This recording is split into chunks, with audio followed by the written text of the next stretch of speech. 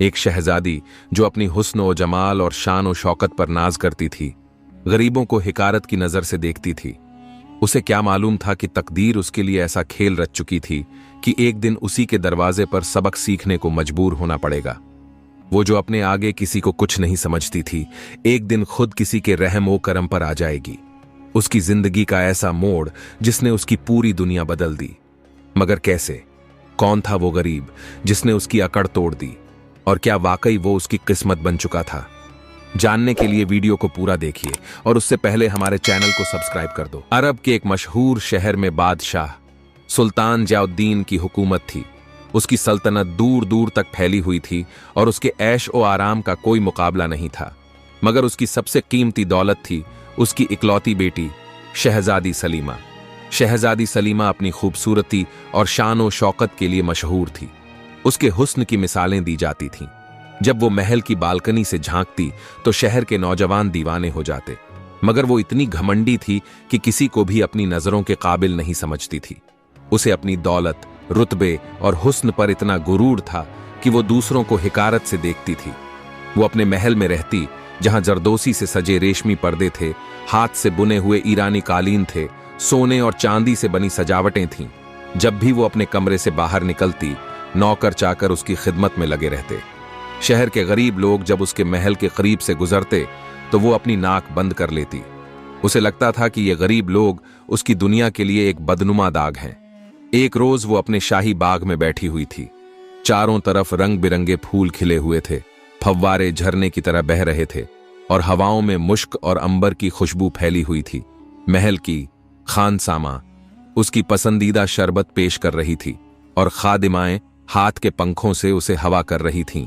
इसी दौरान एक बूढ़ी फकीर औरत जो कई दिनों से भूखी थी, महल के दरवाजे पर आकर खड़ी हो गई। उसके कपड़े फटे हुए थे, चेहरा धूल से सना हुआ था और वो बहुत कमजोर लग रही थी। उसने कांपती आवाज में कहा, ऐ शहजादी, अल्लाह ने तुझे इतनी दौलत दी है, क्या तू मुझे एक टुकड़ा रोटी दे सकती है? शहजादी ने उस औरत को हिकारत भरी नजरों से देखा और हंस पड़ी। तू कौन होती है मुझसे भीख मांगने वाली? तेरा नसीब यही है कि तू भूखी रहे। जाओ, इसे महल से बाहर निकाल दो। खादिमों ने उस बूढ़ी औरत को धक्के देकर निकाल दिया। वो बेचारी तड़पती रही, मगर शहजादी को उस पर जरा भी रहम नहीं आया।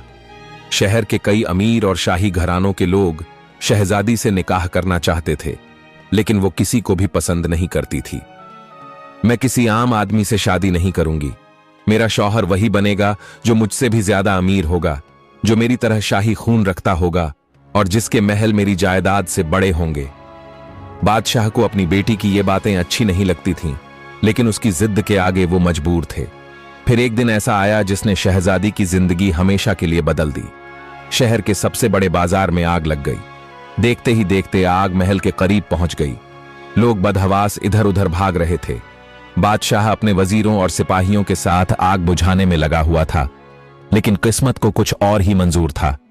आग इतनी तेजी से फैली कि महल का बड़ा हिस्सा जलकर राख हो गया। शहजादी के वो चमचमाते कपड़े, सोने चांदी के जेवरात, शाही बिस्तर, सब कुछ जलकर खाक हो गया। शहजादी अपने कमरे से बाहर निकलने लगी, लेकिन रास्ते में धुआं और आग थी। किसी तरह उसने दरवाजे तक पहुंचने की कोशिश की, लेकिन तभी महल का एक हिस्सा गिर गया और वो अंदर फंस गई। उसके चीखने की आवाज दूर दूर तक गूंज रही थी, लेकिन कोई उसकी मदद करने वाला नहीं था। वो सोच भी नहीं सकती थी कि जो शहजादी कल तक ऐश ओ आराम में थी, आज उसी की जान खतरे में थी। कई घंटों बाद जब आग कुछ कम हुई तो कुछ लोग महल के अंदर घुसे। उन्होंने शहजादी को घायल हालत में बाहर निकाला। उसके बदन पर धूल और राख लगी थी। उसके महंगे कपड़े जल चुके थे और वो किसी आम गरीब औरत की तरह लग रही थी। बादशाह का पूरा खजाना जल चुका था, महल बर्बाद हो चुका था और अब वो अपनी दौलत और शान और शौकत से महरूम हो चुकी थी। उस रात शहजादी को पहली बार एहसास हुआ कि जब किसी के पास कुछ भी ना रहे तो कैसी तकलीफ होती है। शहजादी अब किसी आम औरत की तरह थी। कोई उसे पहचान नहीं पा रहा था। वो रात के अंधेरे में सड़क पर अकेली भटक रही थी। भूख से उसका हाल बुरा हो चुका था, मगर अब कोई नौकर उसकी खिदमत के लिए नहीं था। कुछ दूर चलते चलते उसे वही बूढ़ी फकीर औरत नजर आई जिसे उसने कुछ दिन पहले महल से धक्के देकर निकलवाया था। वो औरत सड़क के किनारे बैठी थी। शहजादी ने कांपती आवाज में कहा, अम्मा, मुझे बहुत भूख लगी है, क्या मुझे खाने के लिए कुछ दे सकती हो? बूढ़ी औरत ने उसकी तरफ देखा, लेकिन इस बार उसकी आंखों में कोई नफरत नहीं थी। उसने अपने मैले कुचैले झोले से एक सूखी रोटी निकाली और शहजादी की तरफ बढ़ा दी। शहजादी ने हिचकिचाते हुए रोटी ली और खाने लगी। उसकी आंखों में आंसू थे। आज पहली बार उसने जाना कि भूख क्या होती है, मजबूरी क्या होती है। बूढ़ी औरत ने कहा, बेटी, अल्लाह ने सबको बराबर बनाया है। जब इंसान घमंड करता है तो वो उसे जमीन पर गिरा देता है। शहजादी ने कोई जवाब नहीं दिया। वो सिर झुकाए सोचती रही कि उसका घमंड उसे कहां से कहां ले आया, लेकिन उसकी आजमाइश अभी बाकी थी। शहजादी सलीमा, जो कभी शाही महल में ऐश ओ आराम से जिंदगी गुजारती थी, आज एक गरीब बेसहारा औरत की तरह सड़क के किनारे बैठी थी। वो कांप रही थी। उसके जिस्म पर जगह जगह चोटों के निशान थे, बाल धूल और राख से सने हुए थे और पेट में भूख से दर्द हो रहा था। उसने वही सूखी रोटी खाई जो बूढ़ी फकीर औरत ने दी थी। जब रोटी का आखिरी टुकड़ा उसके हलक से नीचे उतरा तो उसे पहली बार एहसास हुआ कि इंसान की असली भूख खाना नहीं, इज्जत और सुकून होती है। देर रात तक वो वहीं बैठी रही। उसके दिल में हजारों ख्यालात आ रहे थे। कल तक वो इसी शहर की शहजादी थी और आज कोई उसे पहचान भी नहीं रहा था। वो अपने महल की जलती हुई तस्वीरें याद कर रही थी, अपने सोने चांदी के जेवरात, मखमली गद्दों वाले बिस्तर, फव्वारों वाले बागात, सब कुछ खत्म हो गया था। सुबह की पहली किरण फूटते ही शहर में हलचल शुरू हो गई। बाजार खुलने लगे, दुकानदार अपनी दुकानें सजाने लगे और मोहताज लोग सड़कों पर भीख मांगने निकल पड़े। शहजादी घबरा गई। उसे समझ नहीं आ रहा था कि अब वो कहां जाएगी, किससे मदद मांगेगी। तभी कुछ औरतें वहां से गुजरीं। उन्होंने एक मैले कुचैले कपड़ों में बैठी औरत को देखा जो शहजादी ही थी। उनमें से एक ने कहा, अरे देखो, ये कौन है? ऐसी हालत में क्यों बैठी है? दूसरी औरत बोली, लगता है कोई मुसाफिर है जो यहां भटक गई है। इसकी हालत तो बहुत बुरी है। शहजादी ने उनकी बातें सुनी मगर कुछ नहीं कहा। उसे समझ में आ गया था कि अब इस दुनिया में उसकी कोई पहचान नहीं थी। थोड़ी देर बाद बूढ़ी फकीर औरत उसके पास आई। बेटी, अब तुझे कहां जाना है? उसने प्यार से पूछा। शहजादी की आंखों में आंसू आ गए। अम्मा, मुझे नहीं पता, मेरा सब कुछ खत्म हो गया, मैं अब क्या करूं? बूढ़ी औरत ने उसे सहारा देकर उठाया और कहा, चल मेरे साथ, जब तक तेरा कोई ठिकाना नहीं बन जाता तू मेरे साथ रह सकती है। बूढ़ी औरत उसे अपने साथ लेकर शहर के एक गरीब बस्ती में पहुंची। यह जगह शाही महल से बिल्कुल अलग थी। चारों तरफ मिट्टी और धूल उड़ी हुई थी। झोपड़ियां बांस और घास से बनी हुई थीं और ज्यादातर लोग फकीर थे। शहजादी के लिए यह सब नया था। यहां न कोई शाही खादिम था, न कोई मुलाजिम जो उसकी खिदमत करता। उसे अपनी आंखों पर यकीन नहीं हो रहा था कि वो उसी शहर में थी जहां कल तक उसके हुक्म के बिना कोई सांस भी नहीं लेता था। बूढ़ी औरत ने उसे अपनी झोपड़ी में बैठाया और एक मिट्टी के प्याले में थोड़ा पानी लाकर दिया। बेटी, इसे पी ले, तुझे ताजगी मिलेगी। शहजादी ने हिचकिचाते हुए प्याला पकड़ा और धीरे धीरे पानी पिया। यह पहली बार था जब उसने सोने चांदी के बर्तन के बजाय मिट्टी के प्याले से पानी पिया था। शाम होते ही बस्ती के लोग अपने अपने ठिकानों की तरफ जाने लगे। शहजादी ने देखा कि कुछ बच्चे फटी पुरानी चादरों में लिपटे हुए सोने जा रहे थे। उनकी माएं उनके पास बैठकर हल्की फुल्की लोरियां गा रही थीं। शहजादी ने कभी ऐसा मंजर नहीं देखा था। उसे अपनी मां बहुत याद आई जो अब इस दुनिया में नहीं थी। अगर वो होती तो शायद शहजादी की जिंदगी ऐसी ना होती। रात ढलते ही ठंड बढ़ने लगी। बूढ़ी औरत ने शहजादी को एक पुरानी चादर दी और कहा, बेटी, इसे ओढ़ ले, रातें बहुत ठंडी होती हैं। शहजादी ने कांपते हुए चादर ओढ़ी और जमीन पर लेट गई। उसकी आंखों में नींद नहीं थी, सिर्फ आंसू थे। अगली सुबह सूरज निकला और बस्ती में हलचल शुरू हो गई। औरतें कुएं से पानी भरने जाने लगीं, मर्द मेहनत मजदूरी के लिए निकलने लगे और बच्चे मिट्टी में खेलते रहे। बूढ़ी औरत ने शहजादी से कहा, बेटी, अब तुझे भी कुछ करना होगा, यहां कोई बेकार नहीं बैठता। शहजादी को यह सुनकर ताज्जुब हुआ, लेकिन मैं क्या कर सकती हूं, मैं तो कभी किसी काम को हाथ भी नहीं लगाती थी। बूढ़ी औरत मुस्कुराई। बेटी, दुनिया की असली हकीकत यही है कि हर कोई अपने लिए कमाता है। अगर तुझे खाना खाना है तो तुझे मेहनत भी करनी होगी। शहजादी ने सिर झुका लिया। शहजादी को मजबूरी में बस्ती की औरतों के साथ जाना पड़ा। उन्होंने उसे एक पुराने कपड़े का थैला दिया और कहा, शहर के बाजार में जाओ, और लोगों के घरों से बचे हुए टुकड़े मांग कर ले आओ, यही हमारा खाना होता है। शहजादी को यकीन नहीं हुआ कि वो भी अब भीख मांगने जा रही थी, मगर उसके पास कोई और चारा नहीं था। बाजार में जब वो पहुंची तो वहां के लोग उसे घूरने लगे। किसी को यकीन नहीं हुआ कि ये वही शहजादी थी जो कभी इस शहर पर राज करती थी। कुछ लोग हंसने लगे, कुछ ने उसे ताने मारे। अरे देखो, हमारी शहजादी भी अब फकीर बन गई। किस्मत देखो, जो हमें धक्के देती थी आज हमारे दर पर खड़ी है। शहजादी के लिए यह सबसे बड़ा इम्तिहान था। उसका दिल जोर जोर से धड़क रहा था। जब शहजादी एक रईस आदमी के दरवाजे पर पहुंची तो वहां से आवाज आई, कौन है? शहजादी ने कांपते हुए कहा, मैं भूखी हूं, क्या आप मुझे कुछ खाने के लिए दे सकते हैं?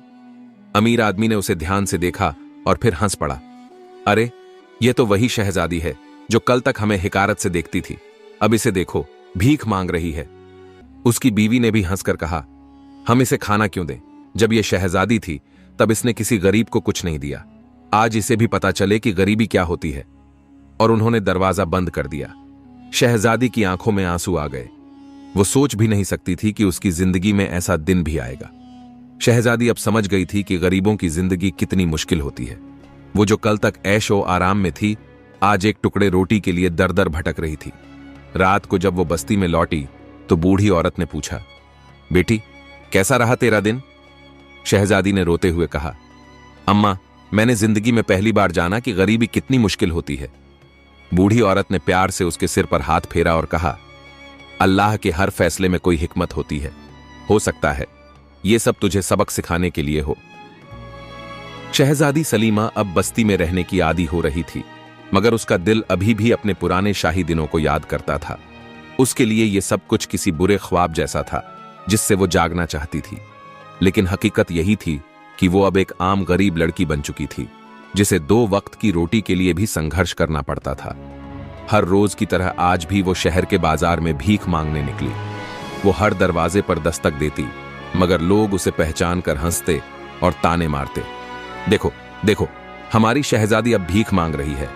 क्या हुआ शहजादी बीबी, अब हमारी तरह जीना सीख रही हो? अल्लाह की कुदरत देखो, जिसने इसे भी मोहताज बना दिया। हर जुमला उसके दिल में किसी तेज खंजर की तरह उतर जाता, मगर अब उसके पास कोई और चारा नहीं था। उसने अपनी जिंदगी में पहली बार जाना कि गरीबों को कितना जलील किया जाता है।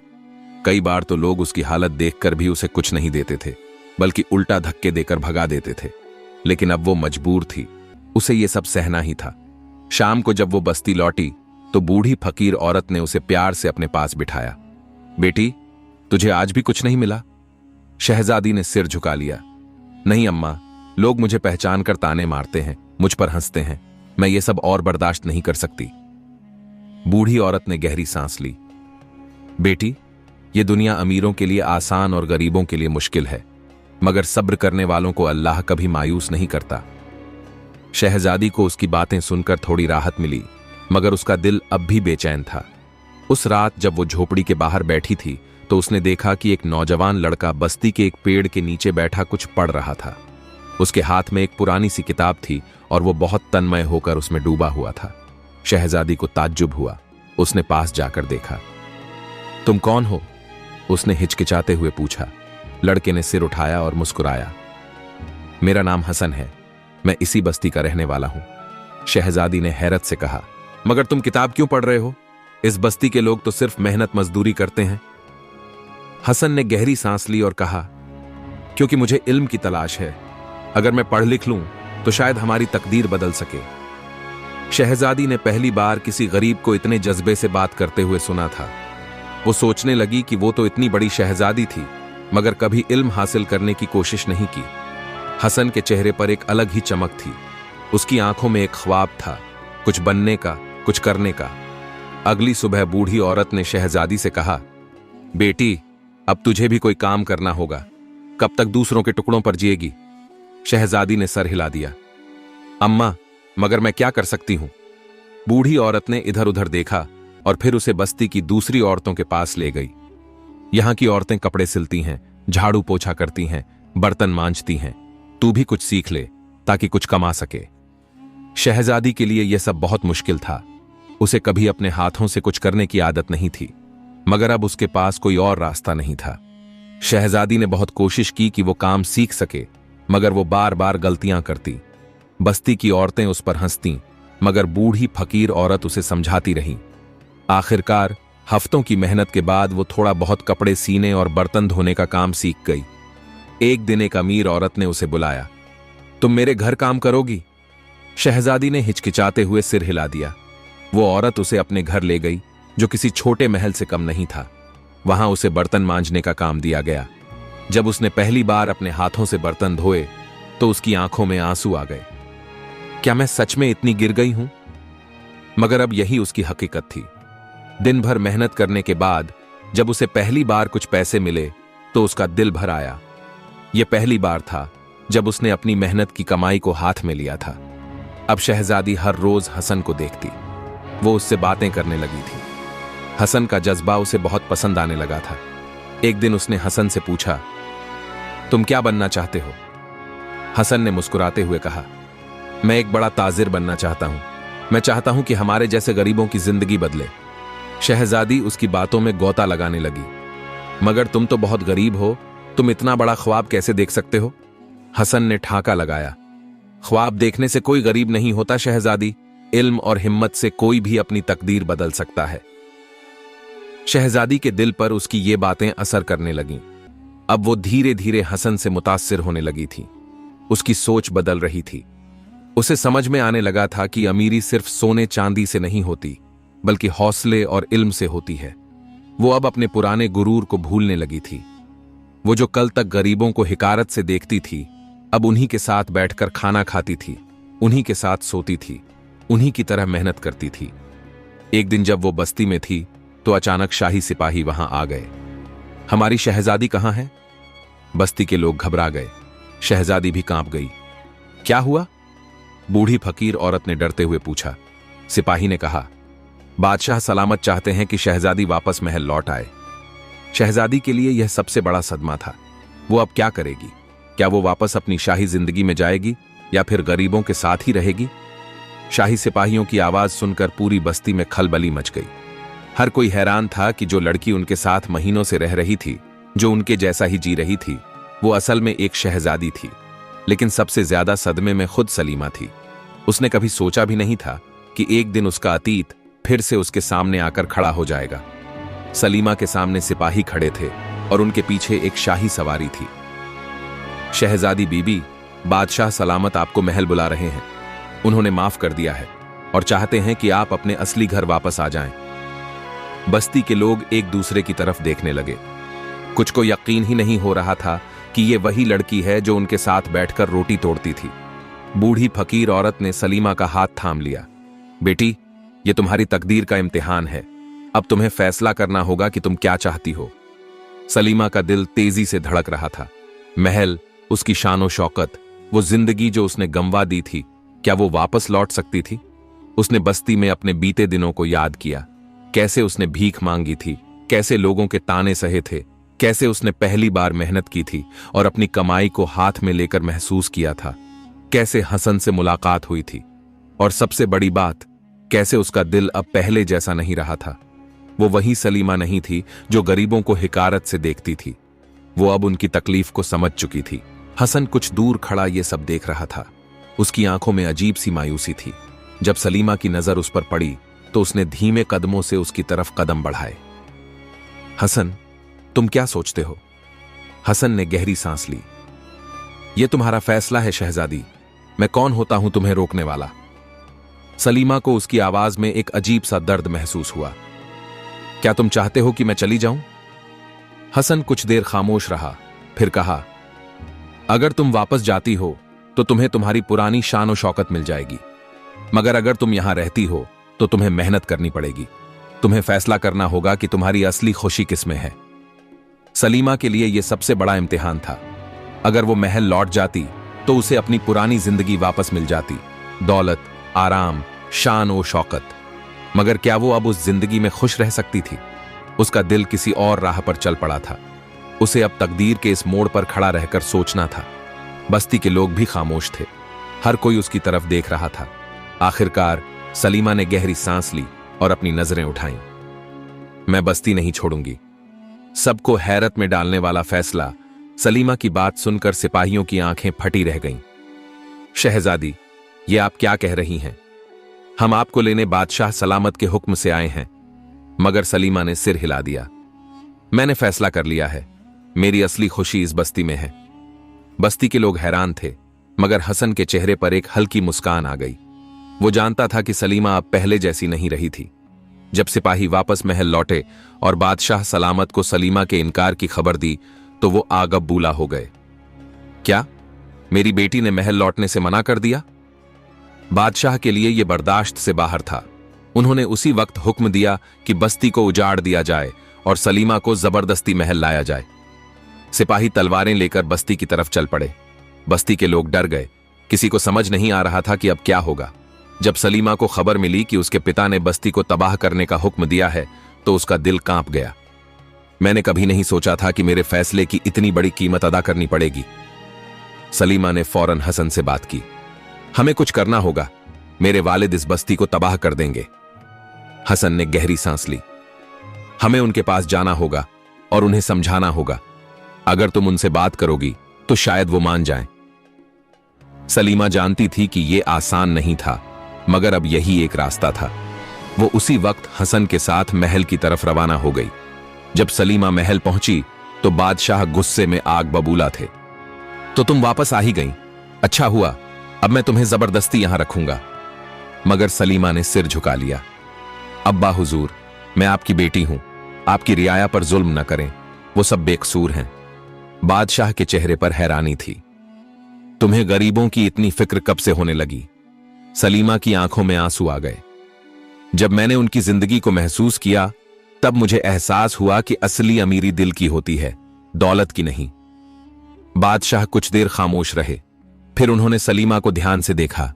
ये वही लड़की थी जो कभी अपने घमंड और हिकारत के लिए जानी जाती थी, मगर अब उसकी आंखों में अलग ही चमक थी। बादशाह की आंखें नम हो गईं। मैंने कभी नहीं सोचा था कि मेरी बेटी इतनी बदल जाएगी। उन्होंने गहरी सांस ली और सिपाहियों को हुक्म दिया कि बस्ती पर कोई हमला नहीं किया जाएगा। सलीमा का दिल राहत महसूस करने लगा। वो बस्ती वापस लौट गई और अब उसने हसन के साथ मिलकर वहां के लोगों की जिंदगी सुधारने का फैसला कर लिया। हसन ने अपनी छोटी सी तिजारत शुरू की और धीरे धीरे बस्ती के लोग भी उसके साथ जुड़ने लगे। सलीमा ने भी मेहनत करना जारी रखा। वो अब महल की शहजादी नहीं थी, मगर अब वो बस्ती की सबसे प्यारी बेटी बन गई थी। कुछ महीनों बाद जब बस्ती की हालत बेहतर हो गई तो बूढ़ी फकीर औरत ने हसन से कहा, बेटा, अब तुम्हें अपना घर बसाना चाहिए। हसन ने शर्माते हुए कहा, अम्मा, मैं तो बहुत गरीब हूं, कौन अपनी बेटी देगा? बूढ़ी औरत ने हंसते हुए कहा, अगर लड़की खुद राजी हो तो क्या हर्ज है? हसन चौंक गया। सलीमा की तरफ देखा जो हल्की मुस्कान के साथ सिर झुकाए खड़ी थी। बस्ती के लोगों ने तालियां बजाईं और उसी दिन हसन और सलीमा की शादी का ऐलान कर दिया गया। जो शहजादी कभी अपने हुस्न और शानो शौकत पर घमंड करती थी, उसने अपनी तकदीर खुद लिखी। अब वो एक गरीब की बीवी थी, मगर उसकी जिंदगी में सुकून था, प्यार था और सबसे बड़ी बात, असली अमीरी थी। इस कहानी से हमें यह सीख मिलती है कि असली अमीरी दौलत से नहीं बल्कि दिल से होती है और घमंड का अंजाम हमेशा बुरा होता है।